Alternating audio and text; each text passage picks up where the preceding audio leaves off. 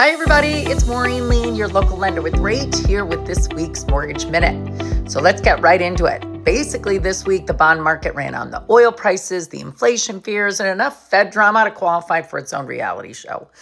Oil prices, well, they stayed elevated, which helped push the 10-year Treasury close to 4.66%, which is one of the highest levels we've seen in about a year. And yes, unfortunately, that means mortgage rates then moved higher again this week. I know, not exactly the news that we're all hoping for. So let's take a look at other things. The Mortgage Bankers Association, well, they released their mortgage application data for last week, showing that rates moved from 6.45% to 6.56%. And as you can imagine, activity then slowed down a bit. Purchase applications dropped 4% week over week, while refinances basically stayed flat. And while we have been seeing some momentum in housing over the last few months, contract levels are still historically low, which means builders are actually even working harder to keep buyers interested. So about 32% of builders cut prices in May, with an average reduction of about 6%.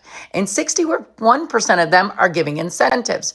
So what does that mean in plain English? Well, builders are negotiating again. Yes, the days of take it or leave it are softening a bit, and buyers are finally getting a little bit more breathing room than they did a year ago. So imagine that, a seller actually willing to work with you again. That's crazy. Well, the market still feels very headline driven right now. Oil prices, inflation reports, Fed comments, global events. Basically, if somebody sneezes in the economy, mortgage rates react. But here's the good news. The buyers are adapting, the inventory is improving slightly, and opportunities still exist, especially if you have the right strategy and the right team helping you navigate everything.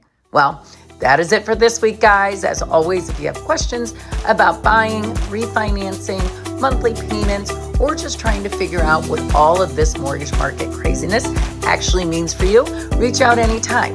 Also, please don't forget to like and share, and I will see you next week.